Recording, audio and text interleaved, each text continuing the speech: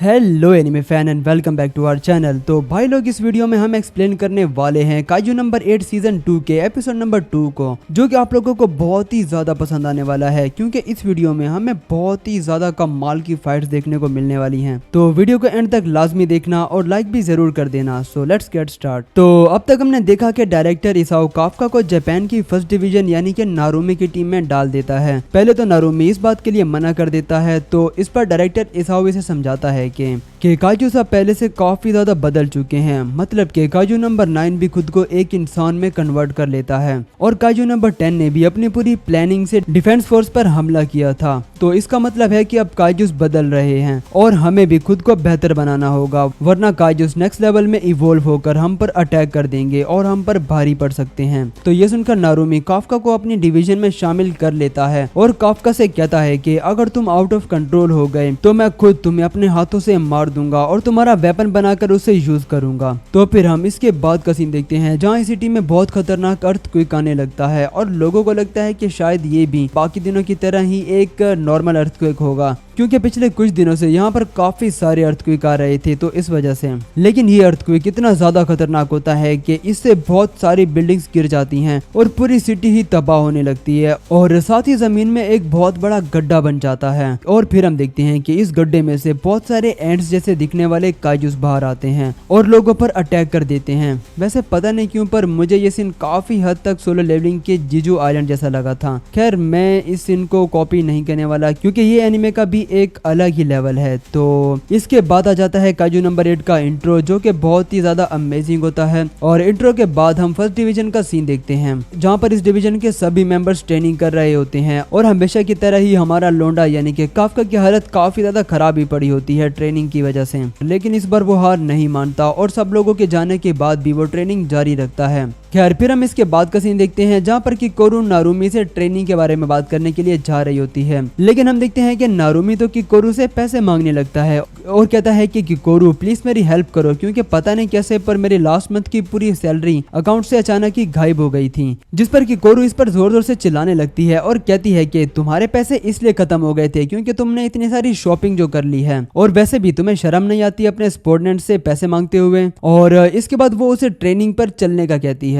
लेकिन तभी यहाँ पर काजू अलर्ट बजना शुरू हो जाता है और इसके बाद फर्स्ट डिवीजन के सभी लोग तैयार हो जाते हैं उन सभी काजू से लड़ने के लिए। जिसके बाद हम सिटी का सीन देखते हैं, जहाँ पर इन जायंट्स एंड ने तबाही मचा रखी होती है और साथ ही यहाँ मौजूद सभी लोगों को शेल्टर में भेजा जा रहा होता है इन काजू से बचने के लिए। और साथ ही हम यहाँ पर दो बच्चों को देखते हैं, जहाँ पर इस लड़की के पैर पर काफी बुरी चोट लगी होती है, जिस वजह से वो चल नहीं पा रही थी। और ये लड़का कहता है कि तुम बिल्कुल भी फिक्र मत करो, क्योंकि अभी यहाँ पर फर्स्ट डिवीजन वाले आकर हमें बचा लेंगे। और तभी यहाँ पर एक काइजू आ जाता है और इन्हें ऑलमोस्ट खाने ही वाला होता है, जिस पर ये लड़का अपनी आंखें बंद करके कहने लगता है कि नारुमी यहाँ जरूर आएगा और वो हमें जरूर बचाएगा। और वो बार बार नारुमी का नाम ले रहा होता है आंखें बंद करके, और साथ ही ये काइजू भी इसे खाने ही वाला होता है कि तभी यहाँ पर नारुमी आकर इस काइजू को एक ही बार में ढेर कर देता है और वो इनसे कहता है कि तुम लोग अपने घर जाओ और घर जाकर अपने पेरेंट्स के फोन से एक पोस्ट करना कि कैप्टन नारुमी कितना ज्यादा कूल है। तो इसके बाद नारुमी अपने सभी टीम मेंबर से अपडेट लेता है कि वहाँ सब कैसा चल रहा है। तो म्याकी बताता है कि उसने अपने एरिया के सभी काजूस का सफाया कर दिया है। किनाशी से बताता है कि उसके एरिया में टोटल 4 काजूस हैं, जिसे वो लोग कुछ ही देर में खत्म कर देंगे। तो इसके बाद नारुमी किकोरू और काफका से कहता है कि तुम दोनों हमारे न्यूट्रलाइजेशन जोन में आने वाले सभी काजू से डील करोगे जब तक कि वहाँ मौजूद सभी लोगों को इवैक्यूएट नहीं कर लिया जाता। तो इसके बाद फर्स्ट डिवीजन के सभी लोग इन काजूस पर अटैक करना शुरू कर देते हैं और वो लोग इन पर हेलीकॉप्टर से भी अटैक करते हैं ताकि वो लोग इनकी पोजीशन को चेंज कर सकें। तो इसके बाद हम किकोरू को देखते हैं, जो कि अब पूरी तरह से तैयार होती है इन सभी काजू से लड़ने के लिए, और उसके साथ फर्स्ट डिवीजन के और भी मेंबर्स वहां मौजूद होते हैं उसे बैकअप देने के लिए। लेकिन तभी किकोरू इतना ज्यादा स्पीड से एक काजू को मार देती है कि इन लोगों को पता तक नहीं चलता और इसे लड़ता देखकर ये सभी लोग काफी ज्यादा शॉक्ड हो जाते हैं और ये भी बहुत ज्यादा बुरी तरह से इन सभी काजूस को मारती जाती है।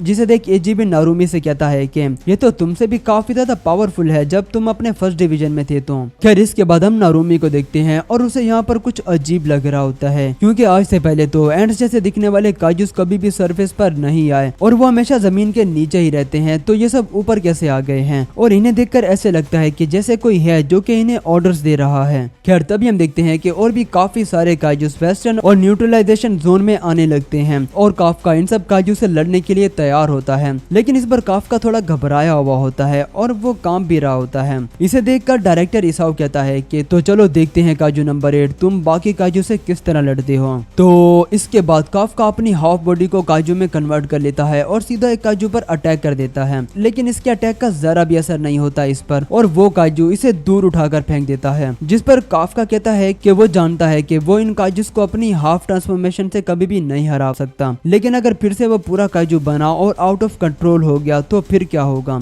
लेकिन वो कहता है कि चाहे जो भी हो जाए उसे ये करना ही होगा। और इसके बाद वो पूरी तरह से काजू में ट्रांसफॉर्म होने लगता है। लेकिन इस बार कुछ अजीब हो जाता है और वो पूरी तरह से ट्रांसफॉर्म नहीं हो पाता और फिर से नॉर्मल इंसान बन जाता है। और तभी ये काजू बहुत ज्यादा जोर से इसे एक टक्कर दे मारता है और उसे दूर उठाकर फेंक देता है, जिस वजह से काफका काफी ज्यादा जख्मी भी हो जाता है और वो सोचने लगता है कि आखिर ये क्या हो रहा है और वो ट्रांसफॉर्म क्यों नहीं कर पा रहा। और तभी यहाँ पर जमीन के अंदर से बाहर आता है काजू नंबर 9, जिसे देखकर काफका काफी ज्यादा हैरान हो जाता है और साथ ही बाकी सभी लोग भी। तो इसके बाद काजू नंबर 9 कहता है कि अरे वो तो इसलिए बाहर आया था कि उसने यहाँ पर काजू नंबर 8 को देखा था, लेकिन वो तो यहाँ पर है ही नहीं। और तभी वो काफका को देख और उससे पूछता है कि क्या तुम हो काजू नंबर 8। और फिर वो पलक झपकते ही अपनी उंगली से एक शूट करता है और उसकी बुलेट काफका के आर पार हो जाती है। काफका फिर से खुद को ट्रांसफॉर्म करने की कोशिश करता है लेकिन नहीं हो पाता, जिसके बाद नारुमी जाने लगता है उसे बचाने के लिए। लेकिन तभी नारुमी के सामने भी एक और काजू नंबर 9 आ जाता है, मतलब कि काजू नंबर 9 खुद को मल्टीप्लाई भी कर सकता है। और इसके बाद इन लोगों ने जितनी भी एंट्स को मारा होता है वो सभी भी दोबारा से खुद को हील कर लेती हैं और जिंदा हो जाती हैं और अब इन सभी का कलर भी चेंज हो जाता है। तो इसके बाद नंबर 9 काफका से कहता है कि अब वक्त आ गया है तुम्हें मारने का और तुम्हारी काजू पावर को लेने का। तो इसके बाद वो काफका पर अटैक कर देता है,